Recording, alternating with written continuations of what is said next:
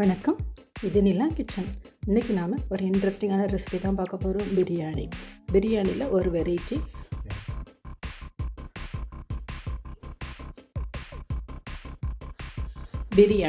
பிரியாணியில் ஒரு வெரைட்டி. இன்றைக்கி நாம் ஒரு இன்ட்ரெஸ்டிங்கான ரெசிபி தான் பார்க்க போகிறோம். எல்லாரோட ஃபேவரைட் பிரியாணினாலே ஒரு ஸ்மைல் எல்லாருக்குமே வந்துடும்.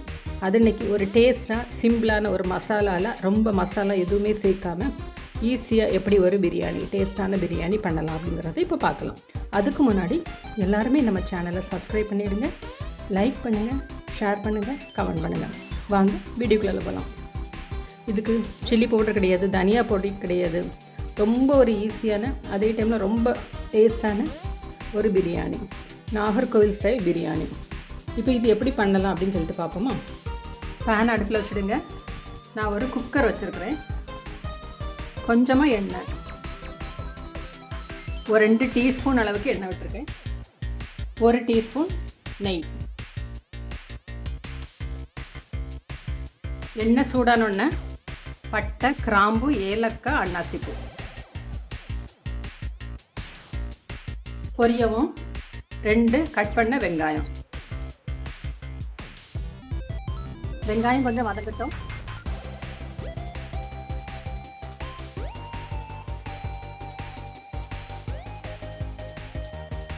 வெங்காயம் வதங்குறதுக்காக கொஞ்சமாக உப்பு சேர்த்துக்கலாம். ஸ்பைசஸ் ஹோல் ஸ்பைசஸ் போடுங்க. பட்டை, கிராம்பு, ஏலக்காய் எல்லாம். வெங்காயம் ஒரு 2 பெரிய வெங்காயம் போட்டிருக்கேன். 2 டீஸ்பூன் எண்ணெய், 1 டீஸ்பூன் நெய், இவ்வளோ தான் இதில் சேர்த்துருக்கோம். இன் பிட்வீன் டைமில் சிக்கனை மேக்னேட் பண்ணி வச்சுடலாம். மஞ்சள், தயிர், இஞ்சி, பூண்டு, கருவேப்பிலை, பச்சை மிளகாய், இது அவ்வளவும் சிக்கனோட சேர்த்து ஒரு அரை மணி நேரம் நான் ஊற வச்சுருக்கிறேன். வெங்காயம் பாதி வெந்துருச்சு. புதினா, மல்லி இலை. இதுக்கு நான் தக்காளி சேர்க்க போகிறது கிடையாது. தயிர் சேர்த்துருக்கிறேன், அதில் உள்ள புளிப்பே போதுமானது.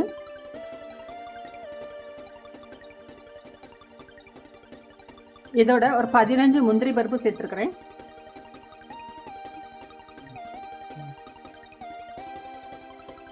மசாலா ரொம்ப சிம்பிள் மசாலா, டேஸ்ட் அட்டகாசமாக இருக்கும். நாளைக்கு ஜீரக சம்பா அரிசியில் பண்ணுறேன். உங்களுக்கு பாஸ்மதி ரைஸ் வேணும்னா பண்ணுங்கள். இல்லைன்னா 1 part ரெசிபியாக பண்ணுறதுக்கு பாஸ்மதி ரைஸை விட ஜீரக சம்பா ரைஸ் தான் பெஸ்ட்னு நான் சொல்லுவேன். ஏதோ ஒரு சின்ன மிஸ்டேக் வந்தாலும் ரைஸ் குழஞ்சி போகாது, உடஞ்சி போகாது. மிக்ஸ் பண்ணி வச்சுருக்கிற சிக்கன், இதோட பச்சை மிளகாய் சேர்த்துருக்குறேன், கருவேப்பிலை சேர்த்துருக்குறேன், மஞ்சள் பொடி சேர்த்துருக்குறேன், உப்பு சேர்த்துருக்குறேன், இஞ்சி, பூண்டு, இவ்வளோ தான். மிளகாய் பொடி, தனியா எதுவுமே கிடையாது.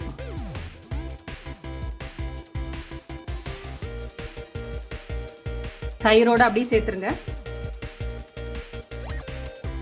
சிக்கன் கொஞ்சம் அப்படி லைட்டாக வதக்கி விட்டுடுங்க. சூடு வந்ததுக்கப்புறமா ஒரே ஒரு விசில். காரத்துக்கு பச்சை மிளகாய் மட்டும்தான் சேர்த்துருக்குறேன். மூடி போட்டு ஒரு விசில்.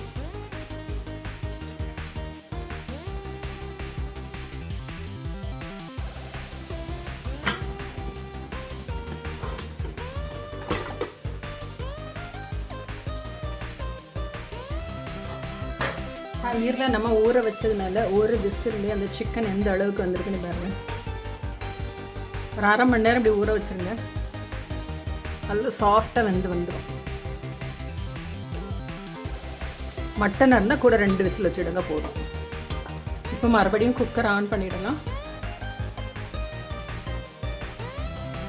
1.25 டம்ளர் தண்ணி நான் விட்டுருக்குறேன். 1 கப் அரிசி எடுத்துக்கிறேன். சிக்கனில் வெந்த தண்ணியும் இருக்குது, அதனால் நான் ஒரு 1.25 கப்பு தண்ணி விட்டுருக்கேன். அந்த தண்ணியும் நீங்கள் சேர்த்திங்கன்னா 1க்கு 2. இப்போ இதுக்கு தேவையான அளவுக்கு உப்பு சேர்த்துடலாம். கொதி வரட்டும். அதுக்குள்ளால நீங்கள் அரை மணி நேரம் அரிசியை ஊற வச்சுடுங்க. பச்சை மிளகாய் உங்கள் காரத்துக்கு நீங்கள் போட்டுடுங்க, எவ்வளோ வேணாலும். நான் ஒரு 5 பச்சை மிளகாய் போட்டிருந்தேன். இப்போ கொஞ்சமாக ஒரு 1/4 டீஸ்பூன் கரம் மசாலா, இதில் எதுவுமே உங்களுக்கு அன்கம்ஃபர்டபுளாக இருக்காது வயிறுக்கு. ஏன்னா நம்ம ரொம்ப ஸ்பைஸ் எல்லாம் எதுவுமே சேர்க்கலை. காரம் அந்த சிக்கன் வந்து எந்த அளவுக்கு விட்டு வந்திருக்கு பார்த்தீங்களா, அந்த அளவுக்கு சாஃப்டாக அது வந்திருக்கு. எதனாலனா நம்ம தயிரில் வந்து 1/2 மணி நேரம் நல்லா ஊற வச்சிட்டோம். இதே ப்ரொசீஜர் தான் மட்டனுக்கான 3 விசில் விடணும். சிக்கன் பிராய்லர் சிக்கனாக இருந்தால் 1 விசில் போதுமானது. இப்போ தண்ணி கொதி வருது. கழுகி ஊற வச்சு வடித்து வச்சுருக்கிற ஜீரக சம்பா அரிசி,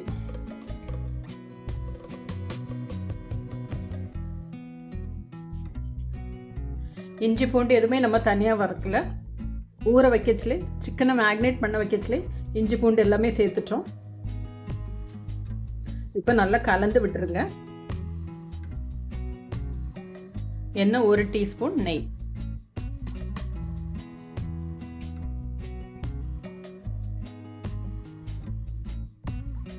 ரொம்ப ஈஸியான சிக்கன் பிரியாணி. குக்கர் மூடிடலாம். எண்ணெய் 1 விசில்.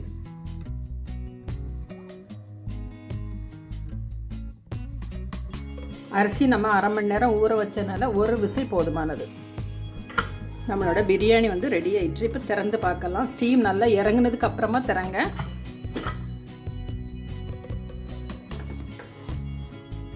பாருங்க, உதிரியா பிரியாணி ரெடி ஆயிடுச்சு. ஒன்றுக்கு ஒன்று ஒட்டாமல் ரைஸு சூப்பராக இருக்கும். நான் சொல்கிற மாதிரியே பண்ணி பாருங்கள். இதே போல் இந்த பிரியாணி செஞ்சு பாருங்கள். செஞ்சு பார்த்துட்டு எப்படி இருக்குது அப்படின்னு சொல்லிட்டு ஃபீட்பேக் கொடுங்க. மட்டனாக பண்ணுறதா இருந்தால் நான் 1 விசிலுக்கு பதிலாக 3 விசில் வைங்க.